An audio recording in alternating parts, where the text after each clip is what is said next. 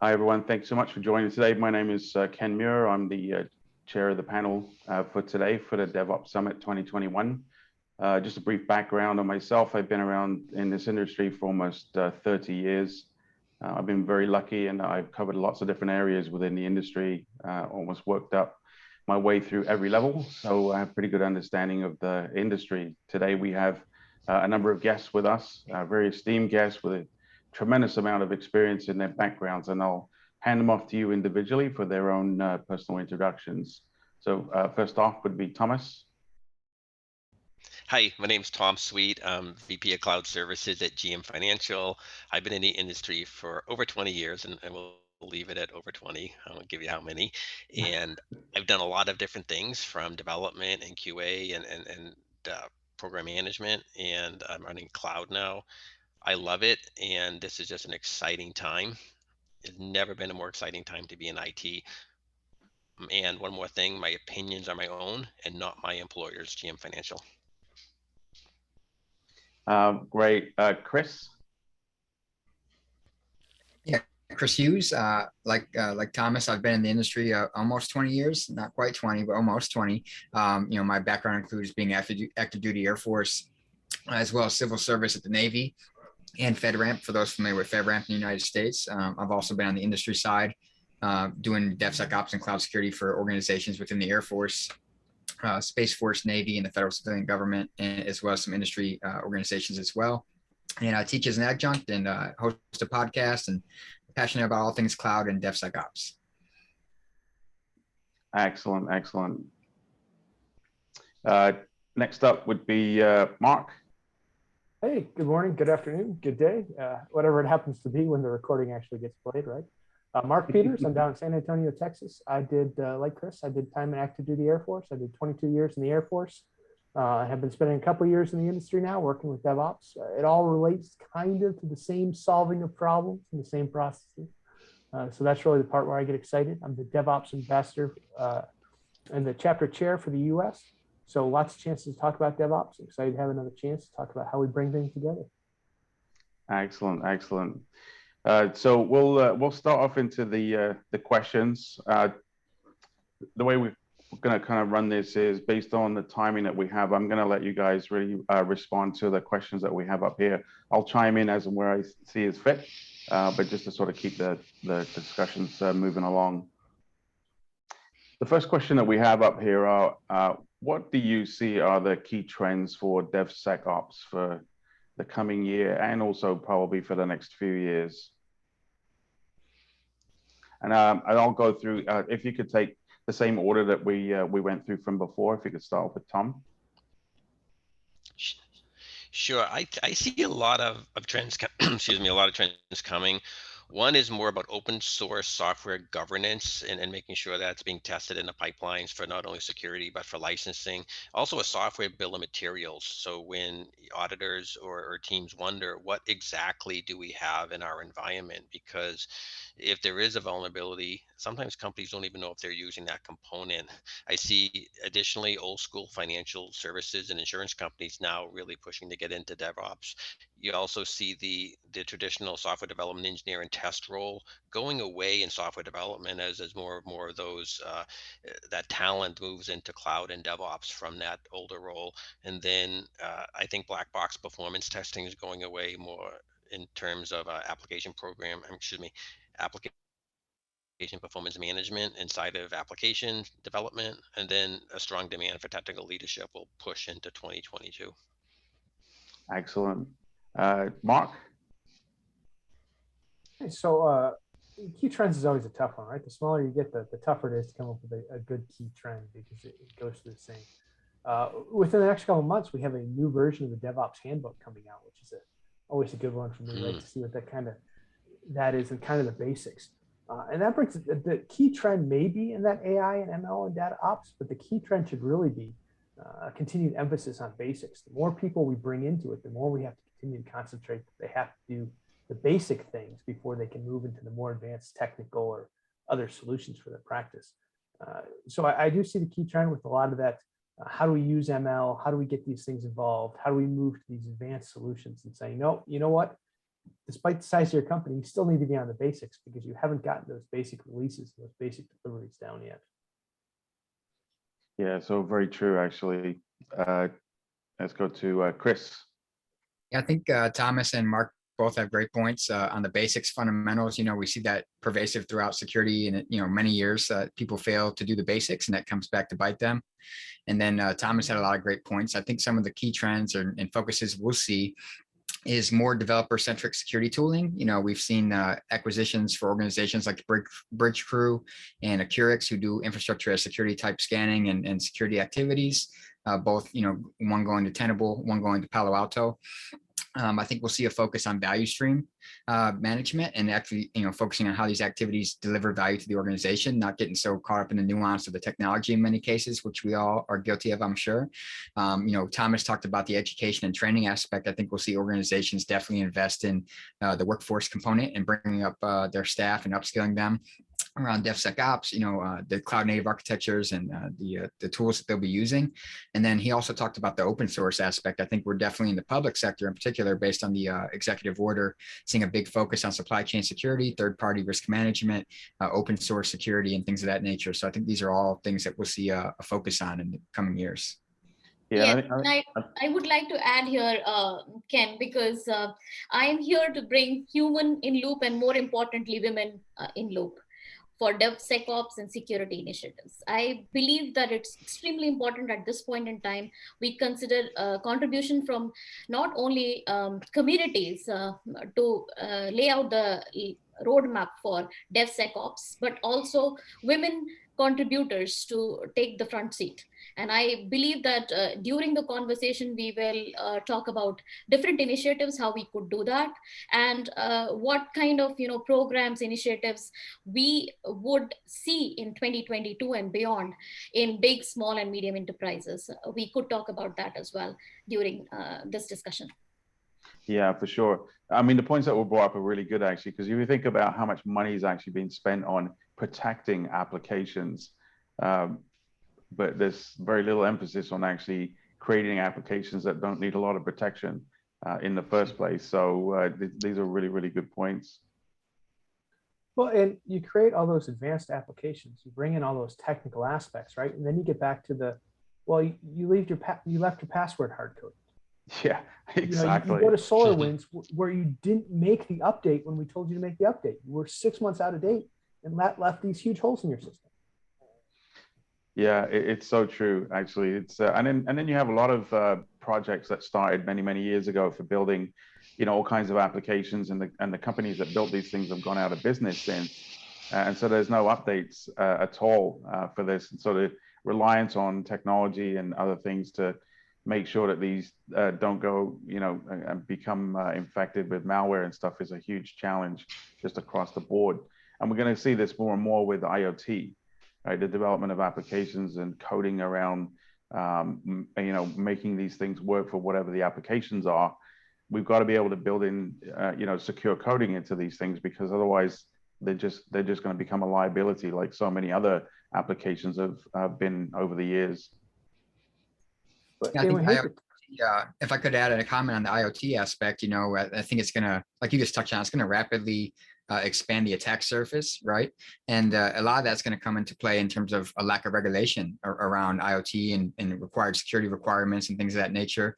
So we're going to have to see regulation catch up to where technology and the market is going, basically. Yeah, it is. I mean, by 2025, there's going to be north of 70 billion IoT devices on the planet. 70 billion. There's going to definitely have to be some kind of structure and a global understanding of how we're supposed to put these things together to make them as secure as possible, including architecture and stuff. There used to be a concept in a lot of manufacturing talking about planned obsolescence, right? When does it go bad? When do you plan for it to go bad so you can move on to the next thing? My milk carton has an expiration date. My IoT device should have a, at the end of the year, you can either need to update or move on, right? A little red sticker that shows up on it. So when people set it up in their house, that they know, hey, you know what? It's not good anymore. That's right. That's right. But then you have to make sure you're building budget, for these planned obsolescence, and people aren't budgeting for security much to start with. So it definitely has to be even a cultural shift in the way people really approach this too.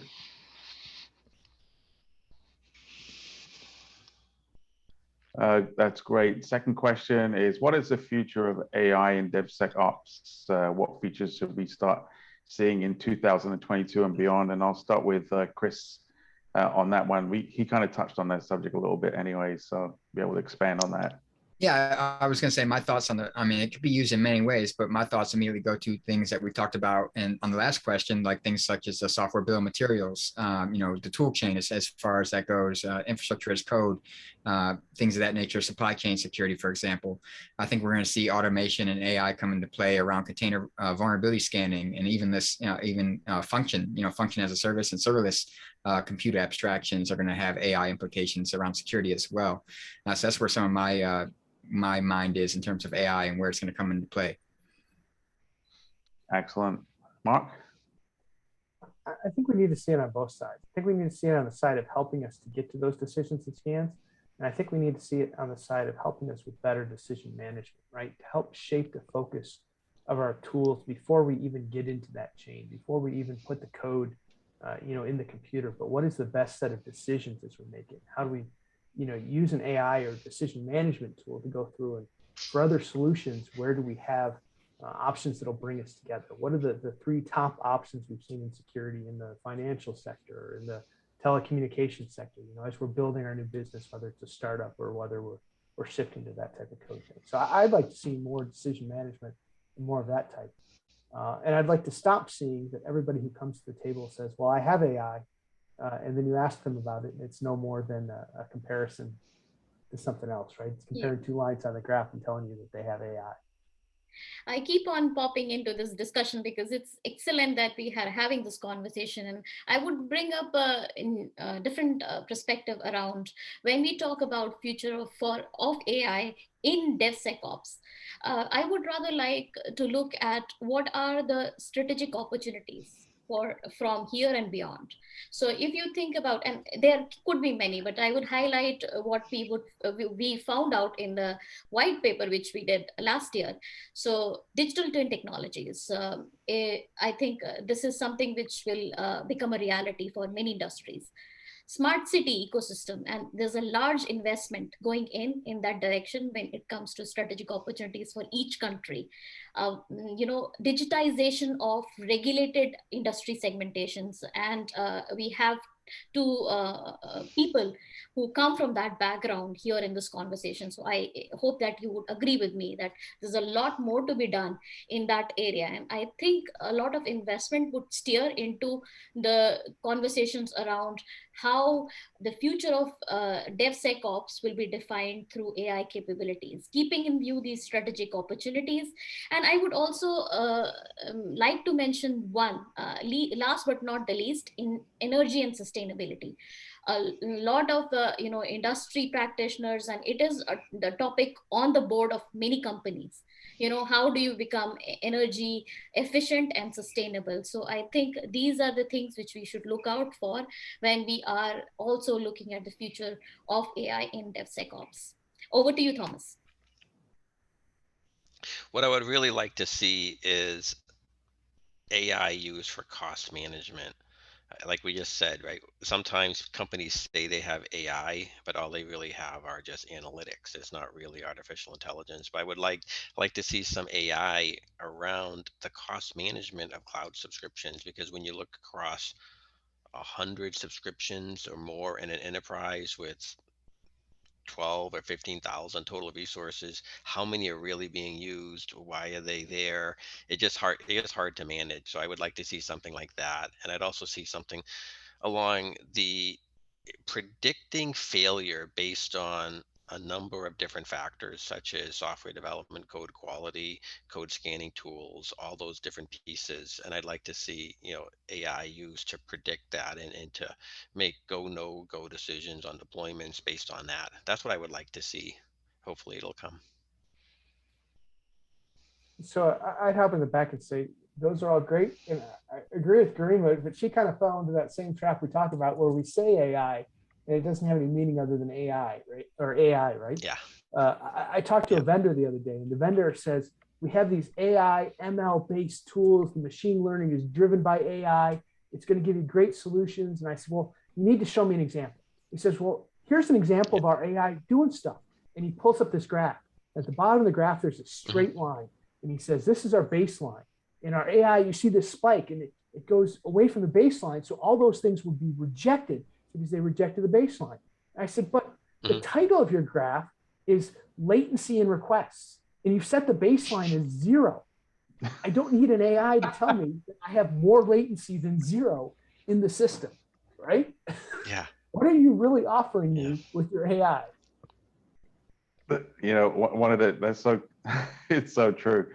One of the things that I always chuckle at is that, and for a lot of these vendors really, and their, you know, the sales guys should really be saying, you know, under the hood of our overly expensive technology beats the heart of a massive marketing engine that will convince you that, you know, what we have is the tool that's going to solve everything, because a lot of it is really just, you know, marketware, brochureware, as you pointed out, and it's so true. This is the danger. I just want one last comment, like the danger for senior leaders in particular around these topics like DevSecOps and Zero Trust is that you have vendors who pitch as if like you just buy our product and you're DevSecOps, you're AI, you're doing Zero Trust. And it's really concerning because, you know, a lot of leaders have a gap between their technical proficiency. They're more focused on their business and things like that, and they can get caught up in that hype and it can be dangerous. Yeah, and because we are talking about brutal truths now, so I would also like to highlight what Thomas had actually mentioned a little while ago, that with the pay as you go model, it is very difficult to steer investment in security. And I can say that again, pay as you go model is not actually aligning with, you know, the security investments. And this is a brutal truth in every organization, in every enterprise. And the landscape of security is so diversified with cloud capabilities that I think we have difficulties to come to consensus that is there a certain framework, how we do systematic investment in our pipeline and for our pipeline. These are kind of relevant questions. And I think as we go along, some of these questions we could help getting answers from capabilities like, making your DevSecOps pipeline more data centric, and eventually, you know, if I say that, AI enabled.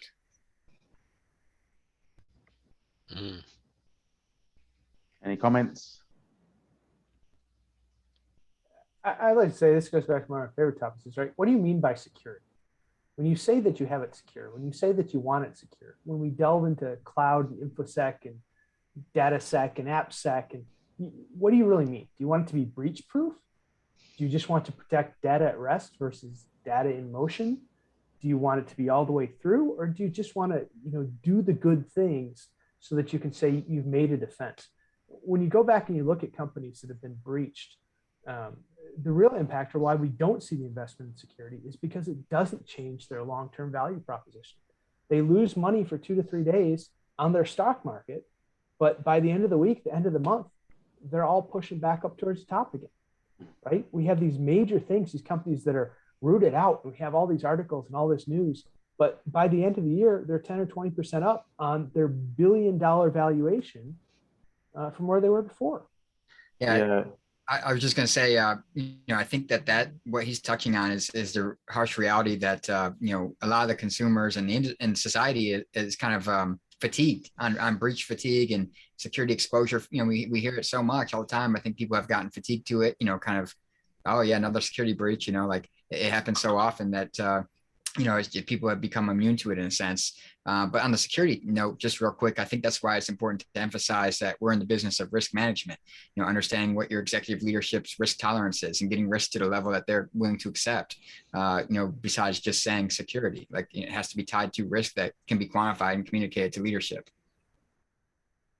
Yeah, I honestly was going to comment on that.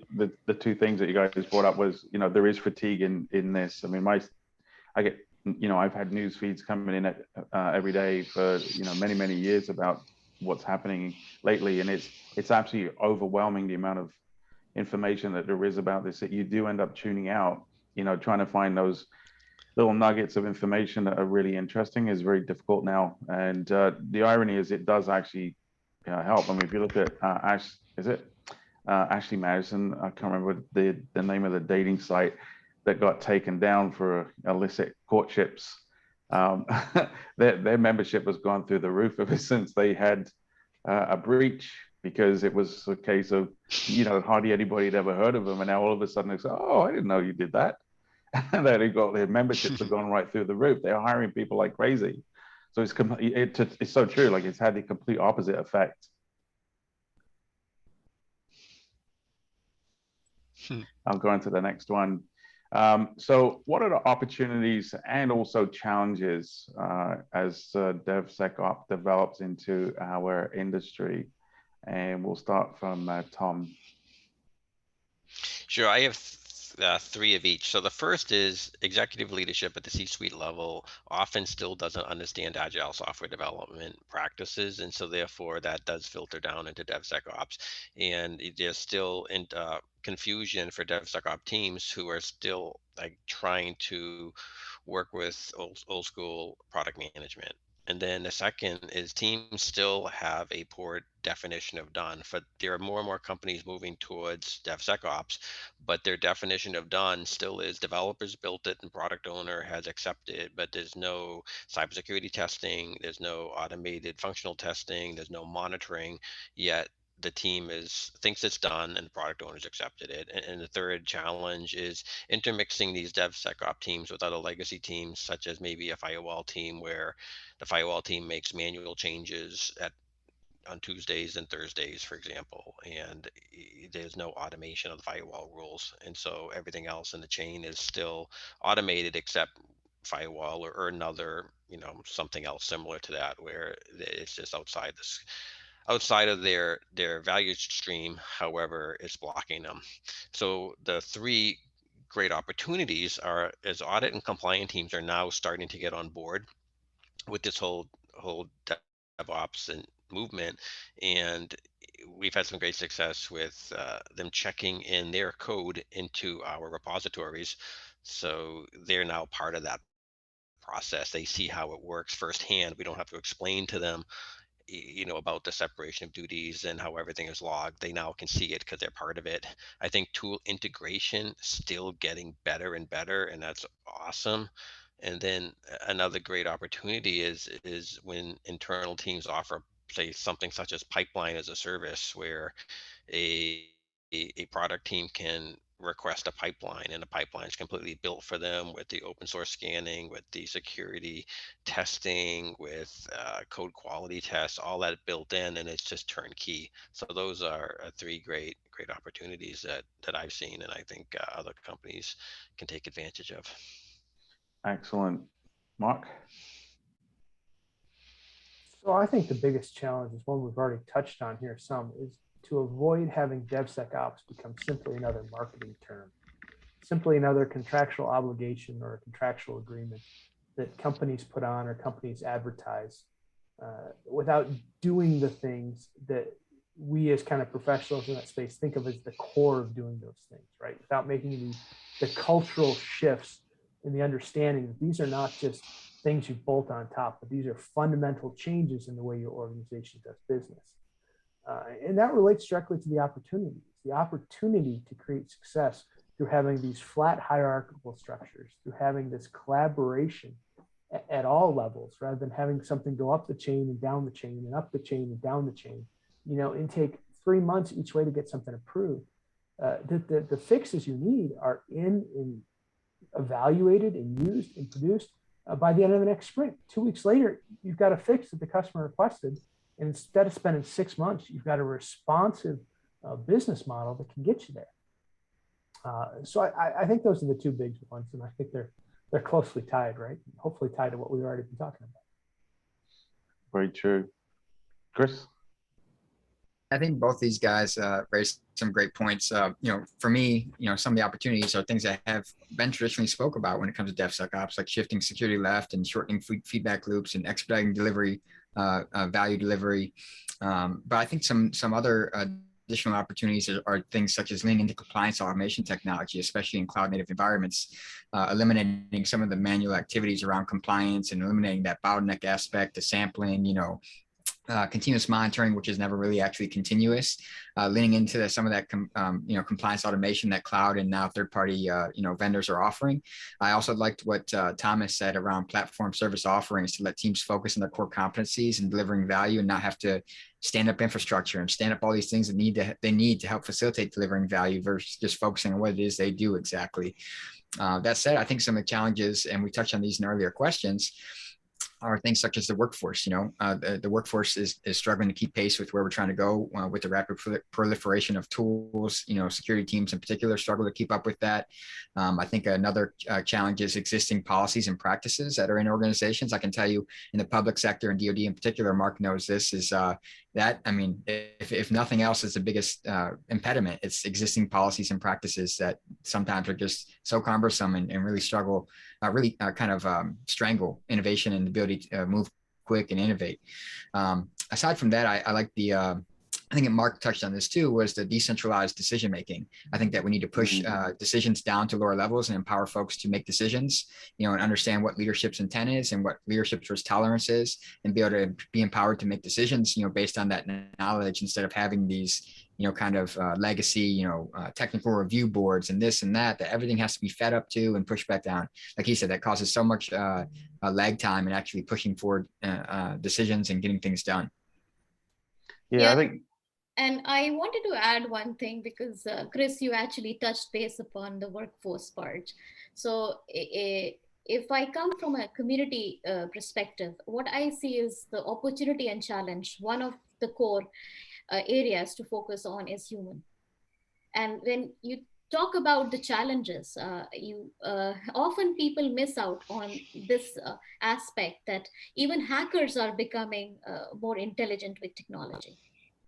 Hackers would be using AI and other, technology practices to ensure that they are more powerful.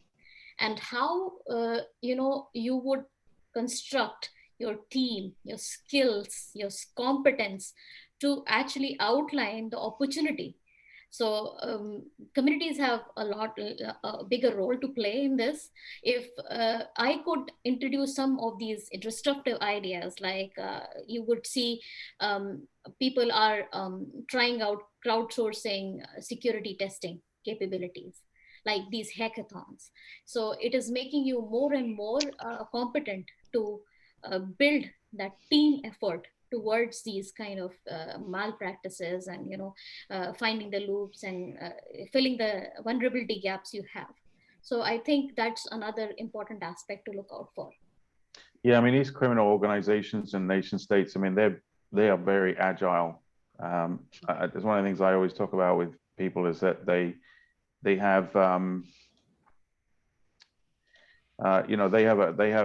highly motivated. These people, like are you still seeing me? I can still see you. Yes, we can hear you. Sorry, one of the 1,000, sorry, you're gonna need to cut this out. One of the 1,000 Zoom meetings I clicked on just decided to show up. Great topic technology. Is getting so interesting that it's that criminal organization coming in to hear what we're talking about. So I know, and then all of a sudden they popped up. I always joke, like, it's these hackers, man, they just love a joke. They got this thing with media, microphones and stuff. I don't know what it is. So no, I was going to say about these nation states and cyber criminals. I mean, they're very agile. One of the things I always talk about in my presentations is the fact that they're highly structured, they're highly financed, they're highly disciplined. They're highly motivated. All the things that we're not, generally speaking, across the board. And so they will make use of any tactic or anything like AI to start using, provide more automation in there. We actually have an AI-based automated pen testing technology that we make use of, and it does a phenomenal job actually. But its intent is really to, and I think it's something that you mentioned earlier, was to really take away and remove the grind in that particular service. The pen testers spend a lot of time just doing the fundamental things. If you're following the the kill chain process for compromising organizations. They cover off a lot of that stuff in a very short space of time, and allows the analysts to be able to do their work and put their context around it. And in the case of DevOps, I also see that as being a way to create efficiencies, I think, especially with the challenge around finding the right people. Yeah, I was just going to say real quick, I think it was Mark or Thomas who said this earlier. They talked about, how security tends not to be emphasized or prioritized due to it not, generating revenue, right? It's often seen as a cost center. But if you think about the adversaries and malicious actors, for them, security is the cost, is the profit generator. It's exactly what they're focused on. Where at organizations, it's the last thing they want to focus on because it doesn't generate revenue in many cases, at least not the way we typically tell it, the story. That's why we need to shift how we tell a story and talk about security as an enabler of a secure, delivering value for the business. And another thing, just real quick, I focus a lot on cloud and cloud security. And like you talked about adversaries using technologies like AI and ML, we're also seeing them use cloud environments to launch attacks from, because it gives them further anonymity. And it's so easy to stand up environments and, shell accounts, shell organizations, and just conduct malicious activities through them. Yeah, because in the cloud environment, they can, build as much resources into that architecture as they need to be able to perform these types of things as well. And the fact that it's easily movable. I know that they track law enforcement activity to see whether or not they're on the radar closing in, and they'll move these things at will.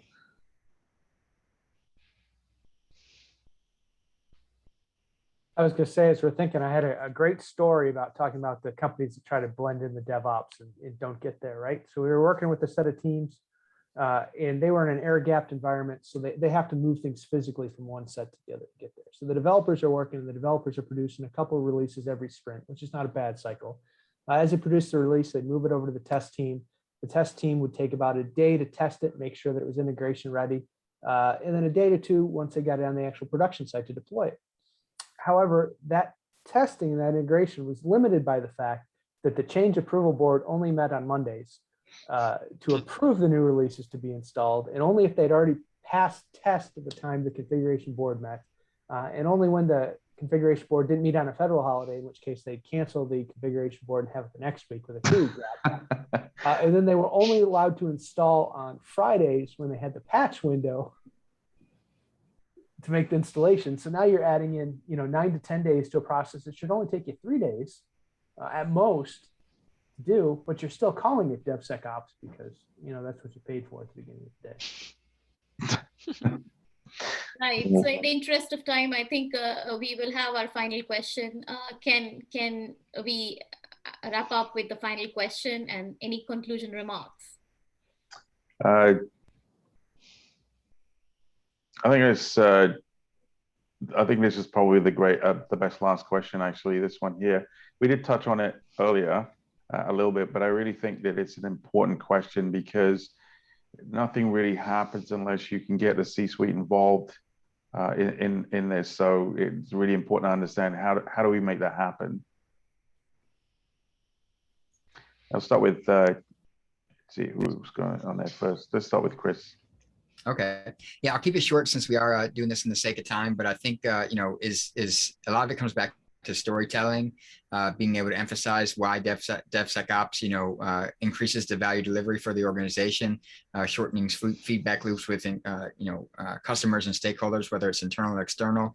I think another thing, and I want to throw this out as a kind of a nod to Thomas, and I talked about this before we went on recording here, is he's an executive, right, in an organization, but he's also certified in some highly technical certifications that are very challenging and hands-on. And I think more executives need to take that approach of understanding the technology, its implications for organizations, how it works, how your teams are using it. And I just want to throw that out there as like a major plus that I've seen. A lot of leaders need to move in that direction, and it helps them understand what their teams are doing, how they're using things, how things work, what this means to the organization, what some of the challenges are. So that's my short take. Mark? So I think the hardest part of this conversation with the C-suite is walking in and telling them, you tell me what you want, then you've got to give me 6 months and I will get it back to you. So you can't ask me for weekly status reports. You can't ask me for daily updates. You can have access to our boards and the visibility just like everybody else. but we're going to do it, and we're going to find a way to do it, and we're going to deliver quickly. But you just have to trust us that we're going to do it. A great point. Tom?